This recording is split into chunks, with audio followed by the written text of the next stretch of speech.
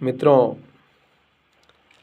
ओम प्रकाश वाल्मीकि जी की प्रसिद्ध कविता है ठाकुर का कुआं, जिसका पिछली बार संसद में मनोज झा जो सांसद है उन्होंने भारतीय संसद में उसका पाठ किया था। और उस कविता की व्याख्या करते हुए उन्होंने ये बताया था कि कविता किसी जाति विशेष के खिलाफ नहीं है, किसी जाति विशेष की आलोचना नहीं है, बल्कि उस सामंती सिस्टम की आलोचना है जहाँ पर सामाजिक, सांस्कृतिक और राजनीतिक तरीके से बहुत बड़ा भेदभाव था, उसको वो कविता इंगित करती है।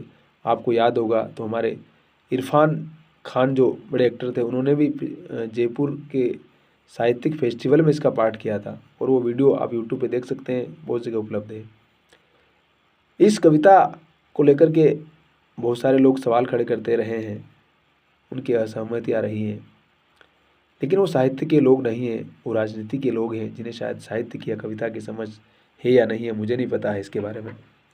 हमारे राजस्थान के पहली बार चुने गए विधायक शिव जो जैसलमेर में है, रविंद्र सिंह भाटी, इस कविता को लेकर के राजस्थान विधानसभा में जब किसी विधायक ने इसका पाठ किया था पिछली बारी, तो उनको बड़ा बुरा लगा और उन्होंने कहा है कि आप हमारी आलोचना कर रहे हैं और हम तो हमेशा, हमारा इतिहास तो बड़ा गौरवशाली इतिहास रहा है, हमने तो किसी का शोषण नहीं किया है और हमारे इतिहास में ऐसी बात नहीं रही है, हमारे महल ये सब कुछ तो बड़ी शान के प्रतीक हैं।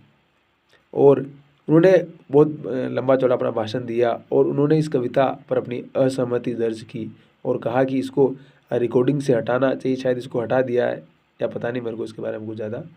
लेकिन सवाल यह है कि इस प्रकार का बहुत सारा साहित्य लिखा गया है हमारे पास।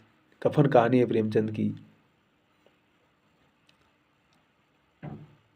शतरंज की खिलाड़ी कहानी है, तो साहित्य में बहुत सारी चीज़ें लिखी जाती है और जूठन आत्मकथा है इनकी।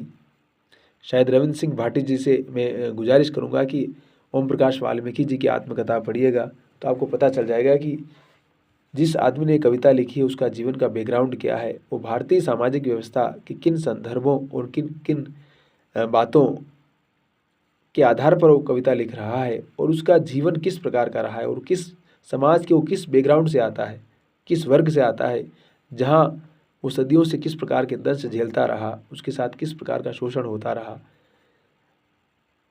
भाटी साहब युवा हैं और लोकप्रिय हैं, उनकी एक अच्छी खासी छवि है। वो जोधपुर विश्वविद्यालय में वो छात्र संघ के चुनाव में अध्यक्ष भी बने थे वो तो, और वो अभी जो विधायक बने वो निर्दलीय विधायक बने हैं।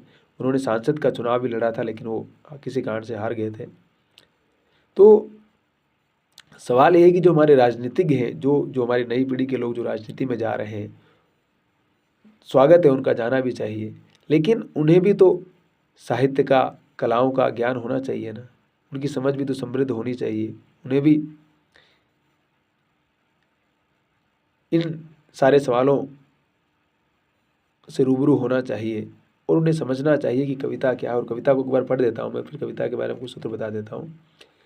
कविता है कि चूल्हा मीठी का, मिट्टी तालाब की, तालाब ठाकुर का, भूख रोटी की, रोटी बाजरे की, बाजरा खेत का, खेत ठाकुर का, बेल ठाकुर का, हल ठाकुर का, हल की मूठ पर हथेली अपनी, फसल ठाकुर की, कुआं ठाकुर का, पानी ठाकुर का, खेत खलियान ठाकुर के, गली मोहल्ले ठाकुर के, फिर अपना क्या, गांव शहर देश। बस इतनी सी कविता है। कह रहा है कि सब कुछ तो ठाकुर का है, सब कुछ तो उन तमाम सामंतों का, उन तमाम जागीरदारों जमींदारों का है, हम तो सिर्फ यहाँ क्या काम कर रहे हैं और हमें तो कुछ मिलता भी नहीं। आप प्रेमचंद का प्रसिद्ध उपन्यास गोदान पढ़िए, उसमें पता चल जाएगा कि होरी की स्थिति क्या होती है। होरी सच में कितनी मेहनत करता है, लेकिन मेहनत करने के बाद भी अपने घर का गुजारा नहीं कर पा रहा है। 1936 से पहले का उपन्यास है, मतलब 1936 में प्रेमचंद की मृत्यु हो जाती है और 1936 में ये उपन्यास आता है। तो ये आज़ादी के पहले के समय का है। 1947 से पहले भारत में क्या संविधान था, क्या कानून थे, क्या नियम थे, अगर आप उससे परिचित नहीं है तो आपको पता चल जाएगा। लेकिन 1947 के बाद जब संविधान लागू होता है, कॉन्स्टिट्यूशन बनता है भारत का, तो पूरा सिस्टम चेंज होता है। तो इस डिपार्चर को हमें समझना पड़ेगा। हम जब तक इस प्रस्तावना को नहीं समझेंगे तब तक हमें शायद भारत का इतिहास और भारत का लोकतंत्र और जो आज लोकतंत्र जिसका हम इम्पोर्टेंस जिसके आधार पर हम आर्ग्यू कर पा रहे हैं, उस अधिकार को समझना पड़ेगा। वो सब अधिकार हमें 1947 के बाद मिले हैं, उससे पहले आप किसी की आलोचना करके देख लीजिए। तो कहीं न कहीं उस इतिहास के भीतर के जो चीज़ें हमारी चेतना में अभी भी दबी हुई है, जो हमारे भीतर है, उन सारी चीज़ों को कहीं न कहीं ये बात इस कविता में कह रहे हैं, और साहित्य कहीं न कहीं ज़ाहिर-सी बात है गहरा प्रभाव डालता है और उसकी कहते हैं कि मंदी आँच पर पकाता है वो।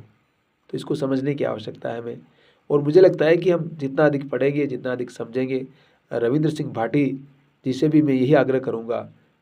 वो वैसे अच्छा बोलते हैं, उनका भाषण, उनका बात करने का तरीका, लहज़ा बहुत अच्छा है, मीठा बोलते हैं। लेकिन इस कविता का जो मर्म है, उन्होंने वो समझा, वो मर्म नहीं है।